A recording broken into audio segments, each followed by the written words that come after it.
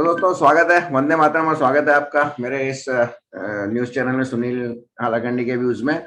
और नॉर्मली मैं आपसे पॉलिटिक्स की बात करता हूँ, आज भी पॉलिटिक्स की बात करूंगा क्योंकि ये मेरा चैनल बेसिकली राजनीतिक विश्लेषण या राजनीतिक डिस्कशंस के लिए है। दूसरे चैनल पे आपको विशेषज्ञ मिलते हैं, लेकिन मैं कॉमन मैन जिनको आप कहते हैं कि जो अपने आप से कॉमन आदमी जो अपने आप से मतलब विश्लेषण करते हैं, उनसे बात कराऊंगा। तो आज इसी सिलसिले में मेरे साथ अहमदाबाद से जुड़े हैं श्री राधा कृष्ण व्यास, जो कि मेरे मित्र थे, स्कूल के सहपाठी थे। वो ज्वाइन किए हैं। फिलहाल में व्यास राधा कृष्ण अहमदाबाद में है। उनका अपना लॉजिस्टिक्स का बिजनेस है, उनकी कंसल्टेंसी है और व्यापक जहाँ काफी कॉन्टेक्ट्स हैं, काफी मिलन जुलन है, सोशल आदमी है, समाज सेवा भी करते हैं। तो स्वागत है राधा कृष्ण आपका मेरे इस चैनल पे। धन्यवाद सुनील, धन्यवाद। बहुत ही डिटेल इंट्रोडक्शन दिया तुमने, थैंक्स फॉर दैट। मैं नॉर्मल तो एक कॉमन सिटीजन हूँ इंडिया का, जिसे हर सब्जेक्ट जो भी whatever happen in the country वो इफेक्ट करता भी, इम्पैक्ट भी करता है। चाहे एपिडेमिक हो, चाहे कुछ पॉलिटिकल इंस्टेबिलिटी हो, या कुछ भी गलत सलत ऐसा लगता है अपने को कि हो रहा है, तो उसके प्रति अपना उपकार तो बनते ही है, कुछ ना कुछ व्यूज भी बनते हैं। और कुछ फंडामेंटल्स भी हैं लाइफ के जो शुरू से लेकर चलते आ रहे हैं कि भाई नेशन इज फर्स्ट। वो अपनी एक जो आइडियोलॉजी स्कूल टाइम में एस्टेब्लिश कर दी जाती है, पहले तो कर दी जाती थी, आजकल तो खैर करिकुलम इस तरह के है नहीं, लेकिन पहले देश के प्रति हम जाते ही एक प्रतिज्ञा लेते थे, अब तुम्हें ध्यान हो तो प्रेयर करते थे। तो वो सारी चीजें एक जो जहन में बसी हुई है, वो आगे आपको आगे भी ठेठ तक वो एक विचारधारा तो आपकी बनाई देती है। तो उसी विचारधारा को लेते हुए अभी तक का जीवन जिया है। और अपने अपने खुद कुछ ओपिनियंस भी हैं, कुछ व्यूज भी हैं जो मैं तुमसे शेयर कर सकता हूँ डेफिनेटली। आप अभी कल ही शायद कोरोना से उभरे हैं, कल आपका रिपोर्ट नेगेटिव आई है। तो इसमें संक्षिप्त में बताएं कैसा अनुभव रहा आपका कोरोना से। नहीं, मैं तो लोगों से एक ही बात कहूंगा कि पैनिक ना करें प्लीज। पैनिक करने वाली चीज नहीं है ये। और ग्रेस ऑफ गॉड, मैं तो मुझे कोई सिम्टम नहीं थे, मैं बिल्कुल क्लीन था, लेकिन जिन्हें मेरी वाइफ को, मेरी डॉटर को सिम्टम भी थे।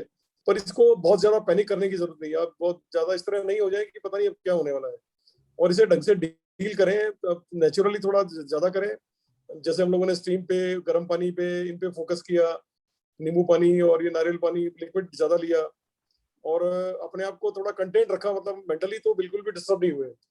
मतलब मानसिक रूप से आपने अपने को और अपने आप को और अपनी फैमिली को मजबूत रखा। बिल्कुल बिल्कुल बिल्कुल विचलित नहीं हुए, बिल्कुल विचलित नहीं हुए। ऐसा हमें नहीं लगा कि, क्योंकि वैसे तो देखो इसका जिस तरह मीडिया पर प्रसारण चल रहा है, हाँ। जिस तरह पेपर्स इसको बिल्कुल ही हवा क्रिएट कर दिया गया है, वैसा नहीं। मैं लोगों से ही कहूंगा कि देखो इन्फेक्शन भी बढ़ रहा है, इसमें डाउट ही नहीं बढ़ रहा है। लेकिन सामने मेरा अपना assessment I may be wrong, लेकिन जो पिछले साल जो परिस्थिति थी उससे आज की डेट में अपना अपना जो सिस्टम है वो इस इन्फेक्शन को डील करने में बेटर इक्विप्ड है। मेरा मेरा अपना ओपिनियन है। अच्छा। प्रोवाइडेड कि आप इनिशियल स्टेज पे ही इसको टैकल करवा लो, या कर लो, डॉक्टर की सलाह ले लो, और अपने आप को उस तरह से आइसोलेट कर लो जो कि नॉर्म्स है। क्योंकि अभी अब किसी को पढ़ाने की जरूरत तो है नहीं, एवरीबॉडी नोज कि अगर इन्फेक्शन है तो आइसोलेट होना है। और इसमें जो जनरल ट्रीटमेंट है वो शुरू कर देना चाहिए। बिल्कुल बिल्कुल, जैसे गर्म पानी में तो कोई आपको कुछ है ही नहीं ना, कुछ हाँ। मेडिटेशन है, गर्म पानी है, स्टीम है, जिसके लिए आपको कहीं किसी डॉक्टर की सलाह लेने की जरूरत नहीं है। ये सारी चीजें आपके पास घर में उपलब्ध है। नींबू है, मतलब विटामिन सी का इंटेक आप बढ़ा दें थोड़ा। तो ये चीजें ऐसी हैं कि जो एक कॉमन मैन वैसे भी जानता है। और अब तो एक साल से क्योंकि ये टॉपिक चल रहा है और सबको पता है कि भाई इसका प्रिवेंटिव के मेजर क्या है, तो वो अगर आप ले लें तो मुझे लगता है कि काफी कुछ इससे निदान पाया जा सकता है। दूसरा एक असेसमेंट मेरा ये भी है, क्योंकि मुझे एक वैक्सीन भी लग गई थी, तो उसका भी शायद कुछ इसमें सहयोग रहा हो। मुझे कुछ इसका ज्यादा इफेक्ट पड़ा नहीं। तो मैं लोगों से ये भी कहूंगा कि वैक्सीन को अवश्य लें, जरूर लें। वैक्सीन को लेकर भ्रम नहीं पालें किसी तरह का। छोटे मोटे सिम्टम होंगे, आपको हेडेक हो जाएगा, बॉडी एक हो जाएगा, नॉर्मल कोर्स में वैसे भी होता है, आपको कोई खास बात नहीं है। तो उसको खाली एक, जैसे लोगों ने भ्रांतियां फैलाई कि भाई ये वैक्सीन को भी मैं तो कह रहा हूँ होल हार्टेडली इसको एक्सेप्ट करें, लें उसको। आगे से लीड लेके ले। मैंने मेरी फैमिली में सबसे पहले वैक्सीन मैंने ली थी, हम्म। Just to give a message कि भाई ये कोई ऐसी तकलीफ नहीं है। मैंने, मेरी वाइफ ने सबसे पहले ली। बाकी लोगों ने हमसे पूछा कि आपको क्या हुआ, हमने कहा हम एकदम नॉर्मल है, कुछ नहीं हुआ, अभी जाके लीजिए। तो ये कॉन्फिडेंस बिल्डअप सोसाइटी के अंदर भी आना चाहिए।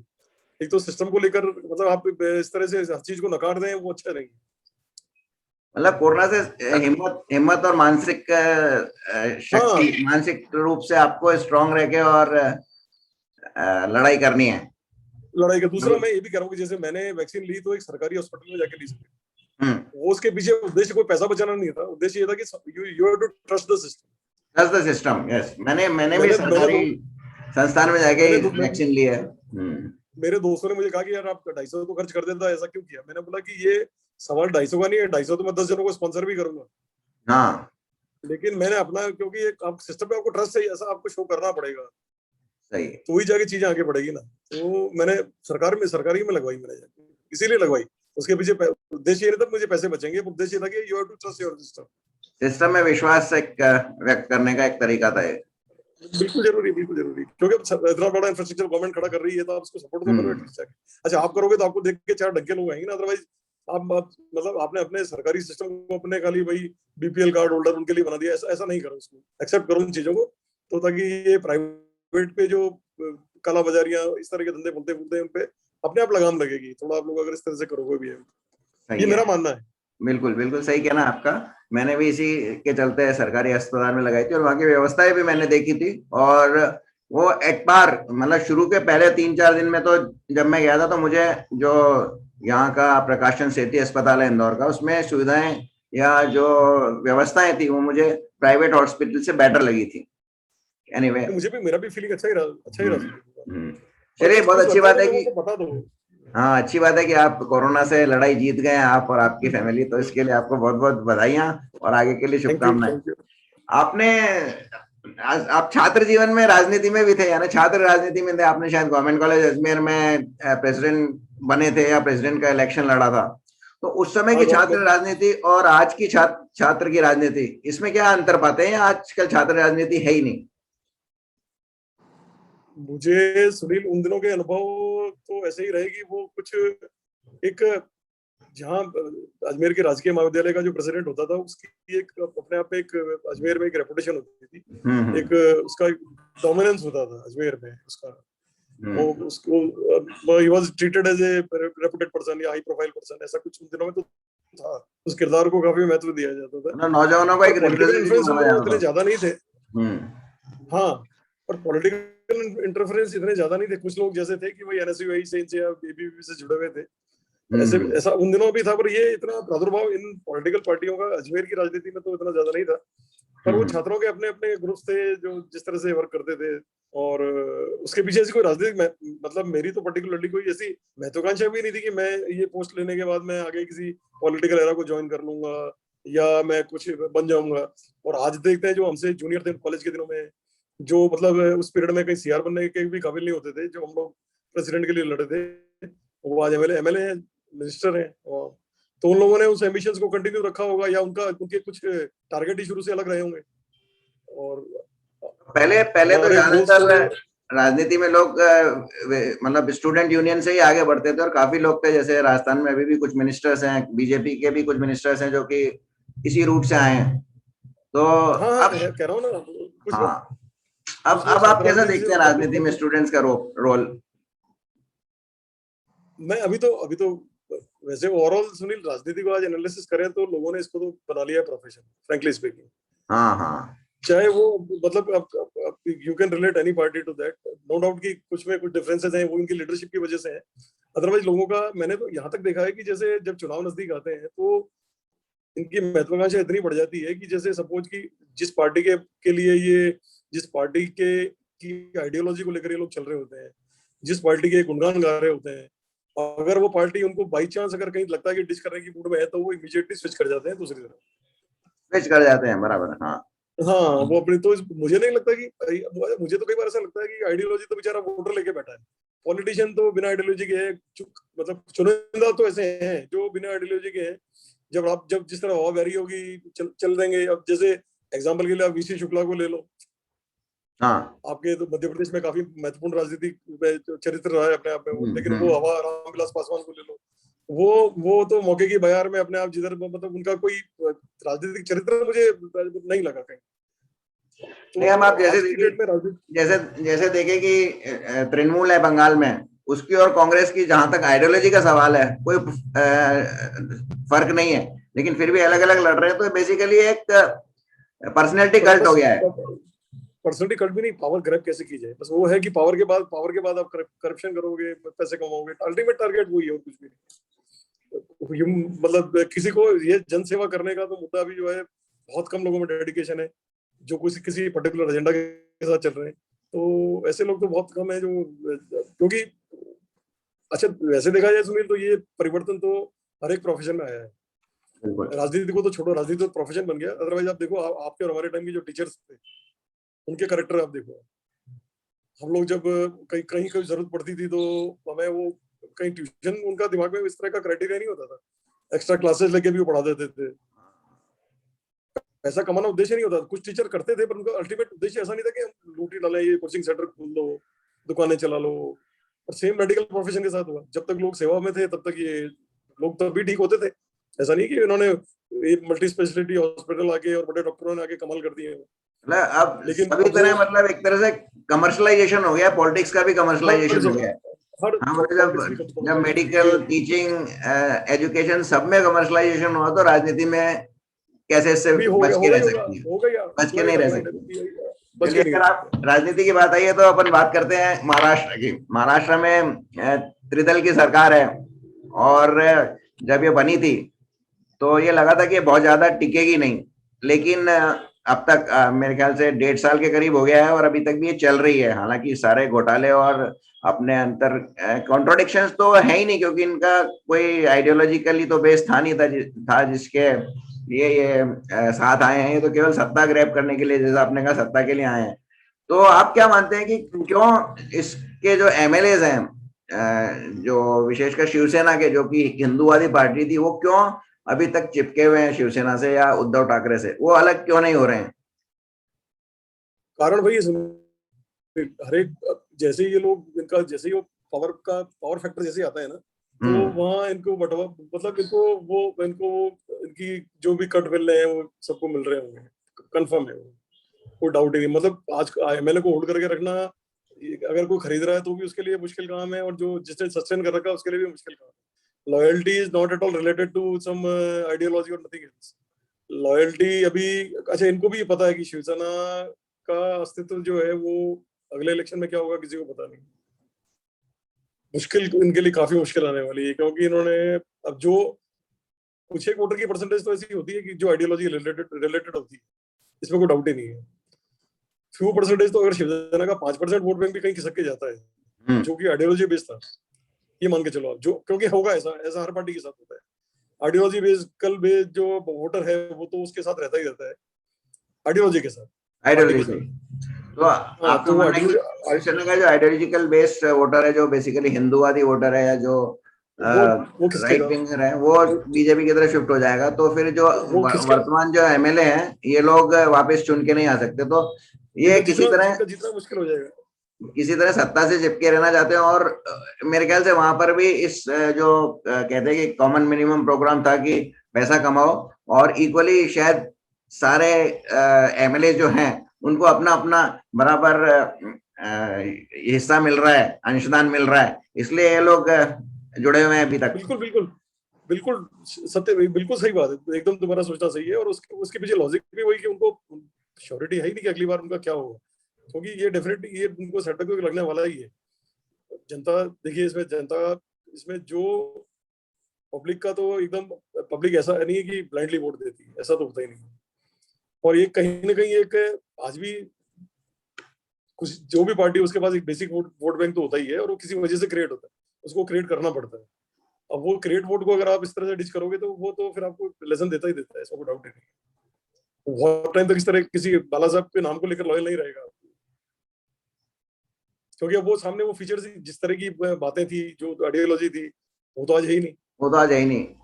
बिल्कुल। आप हमेशा एंटी कांग्रेस की बात करते थे, आप उनके पैरों में इनके तलवे चाट रहे हो आज बैठ के आप तो। नेचुरली वो सेटबैक तो इनको लगने वाला है ये, और इनको पता भी है शायद इस बात का। तो ये उद्धव ठाकरे का आखिरी कार्यकाल है, जो ये 1.5 साल 2 साल 3 साल जितना भी चला ले।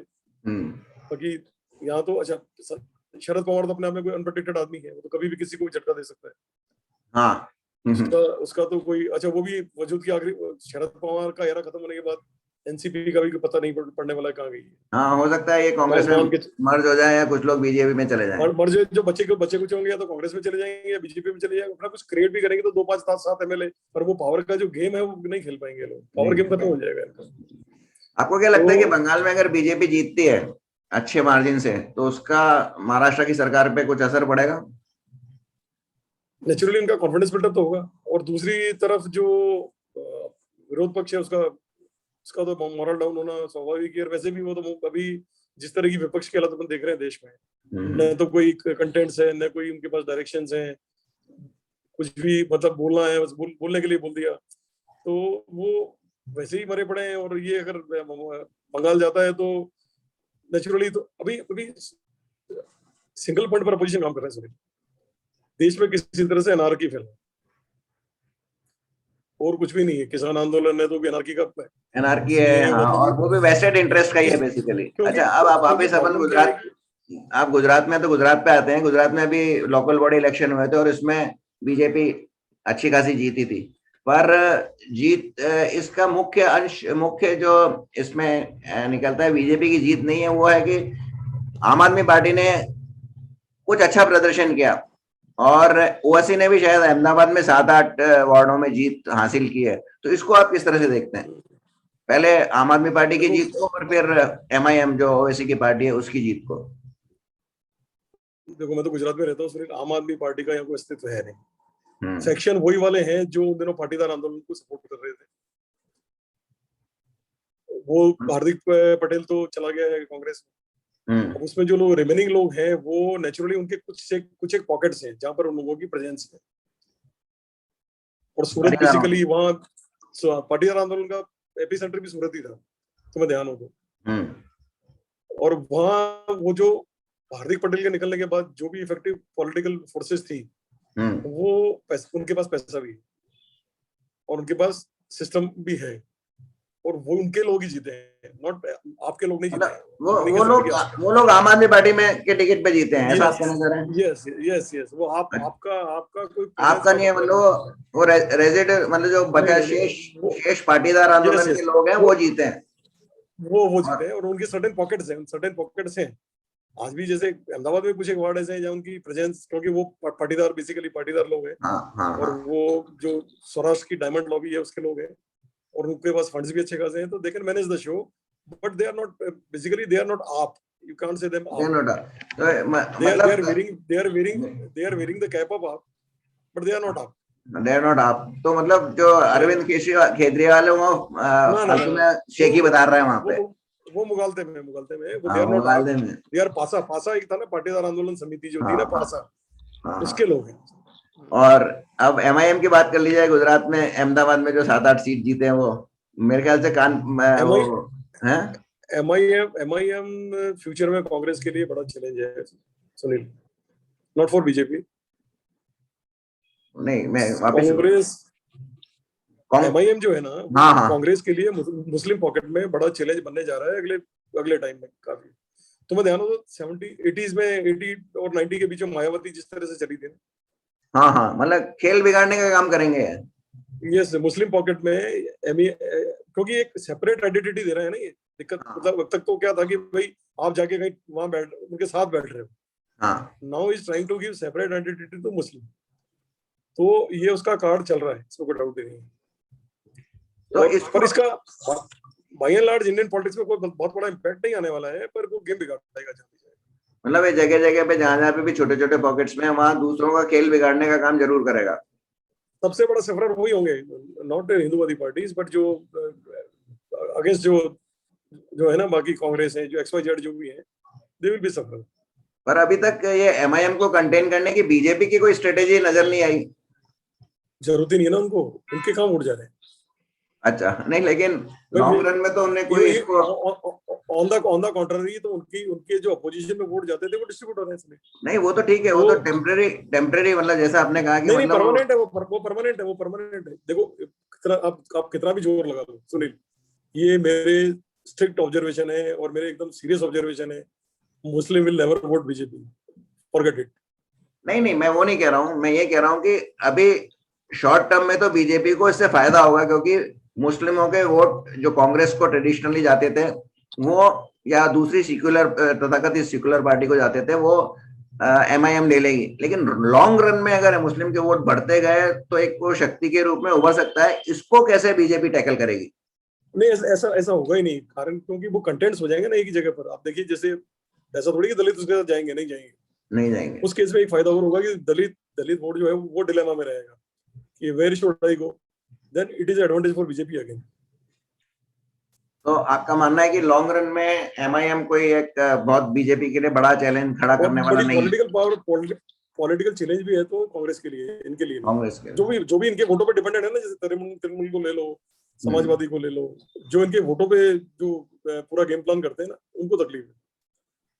चलिए अंत में मैं बंगाल की तरफ शिफ्ट होता हूँ, आपसे आखिरी क्वेश्चन पूछता हूँ कि क्या इस बार बंगाल में, जैसा हमेशा कहा जाता है, लुटियंस मीडिया बोलता है कि हिंदू मुस्लिम वोट्स डिसाइड करेंगे कि चुनाव का आउटकम क्या होगा, तो क्या इस बार बंगाल में हिंदू वोट एक डिसाइडिंग फैक्टर होंगे?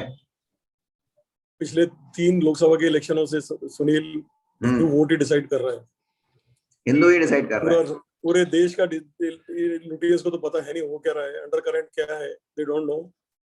देश के चुनाव को हिंदू वोटर डिसाइड कर रहा है, बाकी सब फैक्टर नेग्लेक्ट हो गए हैं। हिंदू कंसोलिडेशन ही डिसाइड कर रहा है, और तभी आप 310 सीटें लेके बैठे हैं। तो ऐसा ही बंगाल में भी होगा। अगर है कंसोलिडेशन है तो definitely they will clean sweep the election. Hindu consolidation तो शुरू हो चुका है Sunil, nobody can stop that. अब वो बातें जो थी ना कि लिबरल फलाना ढिमकाना, वो चीजें लोग नहीं वोट करते टाइम तो उस चीज को दिमाग में रखते ही रखते हैं कि वेयर आई एम वोटिंग। तो वो कंसोलिडेशन तो शुरू हो चुका है, तो और चल ही रहा है। उसके रिजल्ट अपन देख रहे हैं पिछले 3 साल से, तीन लोकसभा देख रहे हैं अपन। हाँ, बिल्कुल सही कह रहे हैं आप कि अब एक हिंदू, एक फोर्स, हिंदू वोट बैंक की तरह तो नहीं कहेंगे, लेकिन हिंदू बैकलैश और हिंदू एक फोर्स की तरह भारतीय चुनावी राजनीति में उभरे हैं। आज इमीडिएट इम्पैक्ट आता है, कुछ भी चीज होती है तो इमीडिएट रिएक्शन आता है लोगों को। देखिए ना, आप भी नोट करेंगे, सोशल मीडिया पे इतना एक्टिव है, सोशल मीडिया में भी इसका काफी इंपॉर्टेंट रोल है। हाँ, ये क्या तो तब तक ये चलता था कि चलो कोई बात नहीं, लेकिन अब ऐसा नहीं होता। बोले ये क्या है, why it is with us.